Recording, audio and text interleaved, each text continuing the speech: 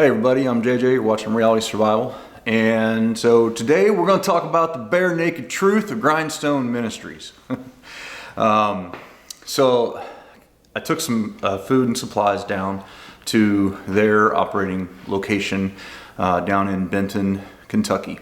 And while we were down there, we had an opportunity to go around and look at Mayfield, Kentucky and the surrounding area, which was really just completely demolished. I don't know if the few news stories that have been out about it really do this justice, and I'll throw in some footage of the stuff that we saw here.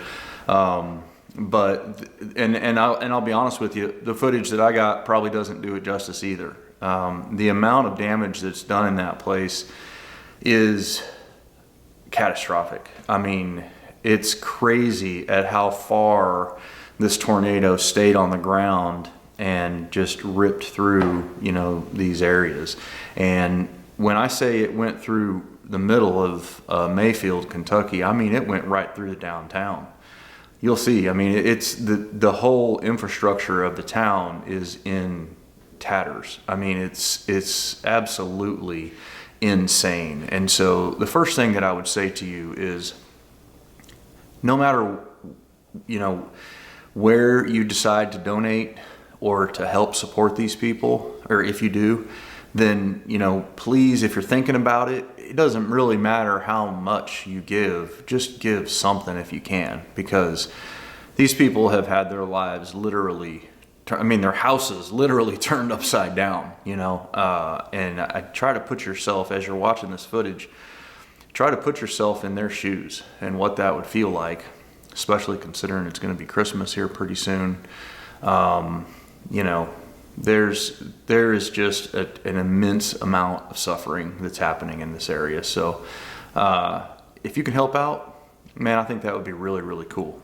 Grindstone Ministries is where I chose to donate the stuff that we gave. And I can tell you that those guys, that crew that Bear has down there, it's a Bear Independent channel. He runs the Ministries called, a 501c3 charitable group called Grindstone Ministries.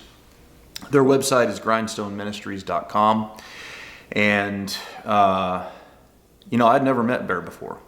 And I didn't really spend a whole lot of time talking to him this time. We sat around and talked for maybe 30 minutes or 45 minutes or something like that after we'd unloaded the trailer. But there wasn't a whole lot of, I don't really know the guy a whole lot. I just got to meet him the once.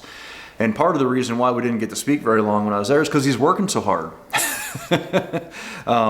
One thing I learned a long time ago, a military NCO, Air Force Staff Sergeant, told me, he said, if you're going to be a leader, the one thing that you have to remember is that you never ask your subordinates to do something that you wouldn't be willing to do yourself. And that is what I saw exemplified by TJ while I was down there, or Bear, while I was down there. He was one of, if not the hardest working guy in the group. There was about 20 folks down there, 19 or 20 folks who had volunteered at the time when I was there. There's probably more now. And he was going all over the place, unloading trucks, moving stuff, getting donations in and out, all that kind of stuff. I mean, he was literally one of the busiest guys that was there. And it wasn't like he was just shouting orders and telling people what to do. He was getting in there and standing up and doing the hard things. And so, I know there's a lot of controversy about Bear and all that kind of stuff. And I think that's probably because people tend to get catty and jealous when they see other people who are actually getting up and doing things. And he says that on his channel all the time, get out and do the things. Well, I can tell you with certainty, because I've seen it. I went down there and I watched it and I saw it, that Bear is doing the things. He's helping people. And I thought it was pretty cool. So I was very impressed by the operation, impressed by the way that he's putting the donations to work. What they're doing is they're basically taking in money and then distributing that to other charitable organizations, taking money and supplies and goods, all kind of at one point, and then he's separating those out into 6 or 7 different, I don't know if you call them collection points or whatever, but basically groups who are feeding other people. All right, so he's donating supplies to the folks who are putting the food in the bellies of the people. Now they do, to some limited extent, they have a field kitchen, and they're also putting together some meals and stuff like that for folks on a little bit smaller of a scale. But on the bigger scale, what they're doing is they're getting, hundreds of pounds of pasta or rice or whatever the case may be, and food, meat, and protein, and all different kinds of things. Toilet paper, feminine hygiene products, you name it, just all the stuff that people need, And then they're pushing those out to the folks, the different agencies in the area, and different groups that are directly giving it to the folks. And so that's what I saw. I can tell you that I didn't spend a whole lot of time there, but there was just a lot of in and out, a lot of coming and going, and they're definitely working with the community to try to make things better. So that's my perspective. If you don't believe me, that's fine. You can listen to Angry Prepper. Angry Prepper was down there, and we'll listen to him talk about it. And the situation, because of a time lag between, when we first dropped it off, the night we dropped it off, and then the next day, some things changed. So he describes some things maybe slightly differently than I have, but that's mostly just because it's an evolving situation as things go down there. But you'll get the point. It's basically the same information, but you can listen to what he has to say, and I think you can trust him. That's my bottom line is that based off what I saw, it seems to me that the money is going to help people who've been affected by the tornado, and the supplies and donations are as well. Now they have on their website, they have it set up so that you can sign up for an email, you can get updates about what's happening and stuff. And then they've also got, which I thought was pretty cool, they've got like an Amazon, like a registry list, almost like when you get married or something. You can put out like a gift list, and you can go and say, hey, okay, I'll buy this one and send it to them. So you can do that too. And you can purchase items and then have it, delivered out to the area to go help them. And so even if you've only got $20 or something like that, then, you could go and you could buy, $20 worth of stuff off of their registry list, and then send it down there to help folks. And so, I'll leave the link in the description below. It's grindstoneministries.com. And if you guys can go do that and help them out, I think that would be awesome. I think that would be really cool. Give it a shot. And if you don't want to do it through them, do it with somebody else. I don't particularly care. One way or another, it doesn't matter to me who you go through, but just try to find somebody is all I'd say. And I wouldn't do the Salvation Army. That's just me. They're a little too woke, telling people that they have to, I don't know. Anyway, so that's the whole point of this video.